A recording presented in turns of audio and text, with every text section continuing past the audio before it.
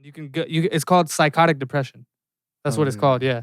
I don't know if you've heard of that, I but heard. I heard. I saw that online. you can develop paranoia. You can develop I don't want to say light form schizophrenia because don't quote me again, but you can become psychotic and have like almost psychotic symptoms of from being so depressed, you know. And Yeah. I didn't know that until this morning, you know. But when I heard that, it resonated so much with me because has been so many times where when I was in a deep depression, I felt like these people are talking about me. These people are plotting Mm. against me, and I felt myself putting my ear to the wall every time and was 100% sure that these people were talking about me, you know, and that they didn't like me. And I've explained this to my fiance a million times, like, how come nobody likes I me and feel this and you. that? I feel like no one likes me, but it's part of the depression, you know, and Hmm. it's you get so far into it that you start developing that paranoia and stuff. Like several months ago, before I met before I met one of my coaches, I was at a point to where like I was just wanting to be who I am.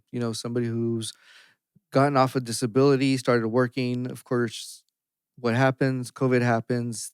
Everything changes. You get stuck, and it's basically like another life card. But I still continued to work on my dig deep journey. Still continued to get myself out there. And there was a point before I had a drastic change to where I was thinking, like, who knows you? If you died today, only 300 people that are on your page would know about you. And half of them would forget about you maybe a month later. And then half of those will forget about you in a few years. And then you'll just fade out into nothing. So, what are you doing this for? What for? Why? And it's not about doing anything for anyone else. I do this for myself. I do the tacos and beer for myself because I love to cook and I love being gathered and I love being with people. And you can't do that right now with COVID.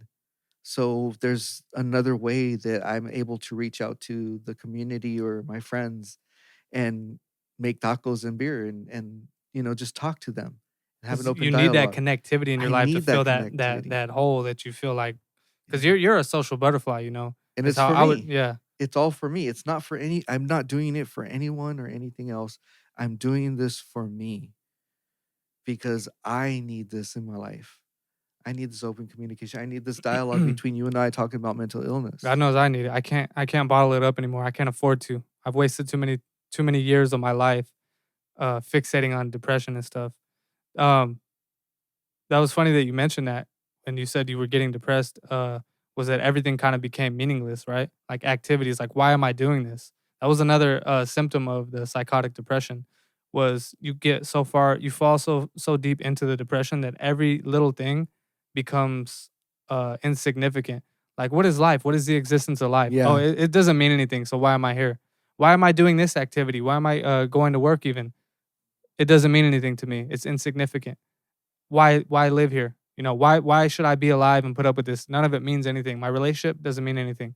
And that's when people start attempting suicide because of those symptoms, because they feel like everything is meaningless. So if you ever feel like that way, you got to recognize that. And I've been there, you've been there, Yeah. we've all been there, and like we've all felt like, what's the point? You know, I should get that shit tattooed on my head. What is the point? But you got to recognize that there is a purpose. You just have to find it. I'm starting to. Actually, I've been coming out of it. Like from the last time that we talked, I feel a Mhm. whole lot better.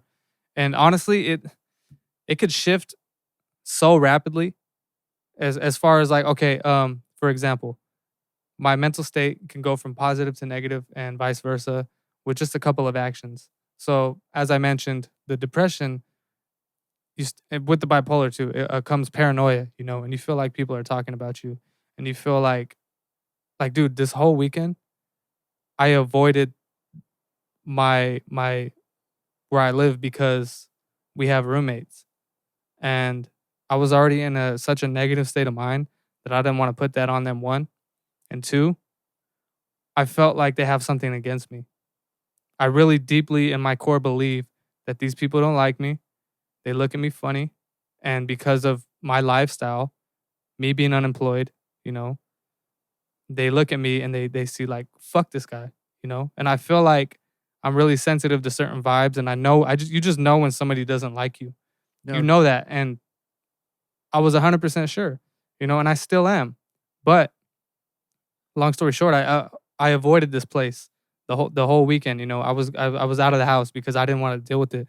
But as soon as I got back and I said hello, it changed the dynamics of everything because now you got this dialogue, and now in my head, and that paranoia and that psychosis that you're experiencing all goes out the window. And it's like, dude, why couldn't I have just done that in the beginning and just got up and faced my fear Mhm. and took the path less traveled, for me, because the easier way out was just to avoid the situation at all costs. When all I had to do, regardless if they do like me or not, was Mhm. come and say hello, because that's like gonna break the ice and that's gonna Whether change they the. do it or not, And you honestly, it do it. felt like a weight was lifted off my shoulder. It sounds harsh, but you have to stop giving a shit in a sense. No, but that's like the main key. Like, you got to just focus on yourself and your own well being, and the happiness of you. That's where saying hello comes into play, because, like you said, regardless if they do feel a certain way about you or if they don't, you just making that effort to go and start the conversation, and even if they don't respond the way that you want to, you did the right thing. Mhm. And that goes a long way for you, because at the end of the day, that's a battle won. Okay. You And know, let it go. You gotta always remember, let it go. Don't bring it up later. Oh, did you I was bothered because so and so didn't even come up to me and say hi, or I had don't do none of that. I've done that no, before. I dealt with that when I moved in here, with the roommates, because for me, like, I feel like if you didn't say hi to me, to me that's like a fuck you. And I don't know why I have that mentality, but for me, I feel like, how come you're like this with a certain person? But then again, you got to realize that's just how some people are. Some Yeah. people aren't as outgoing, or some people aren't as talkative. And for somebody like me, I'm a very sensitive little bitch. You just mind fuck yourself a No, lot. yeah, I would constantly mindfuck myself and fixate and fester over, she didn't say hi to me. She didn't say hi to me. Oh, and then that thought leads to another thought.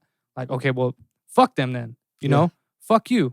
You know what? And the next thing you Yeah. know, I'm in an argument out loud with myself about something that never happened, and I just all And was a you're actually figment of my creating something that hasn't even psychotic depression, dude. It's yeah, just it's like completely unavoidable if you just sit back, even if you're in that state of depression, and just look at it from a different angle.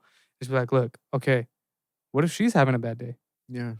Or what if this person is maybe not feeling well, you know? And what's so special about you that they wanna really pinpoint it all on Yeah, who the you? fuck am I? Like, who the fuck am I to like, oh, hello, like, here, do you want something to eat? Like, I'm Yeah. prayed, like, bow down to your knees and, No, kiss my yeah. shoes. Like, no, like, I'm just a regular person. Like, Yep. I'm nobody. I'm not a superstar. I'm not, I don't look, I'm not, Yep. I'm cute, but, I ain't like I gotta pay freaking my Brad Pitt, figure out how to pay my bills this month and next month.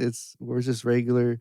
But and that's why we're here. Is that's why we're getting the shit off our chest and speaking on it and making ourselves feel better. At least me for myself.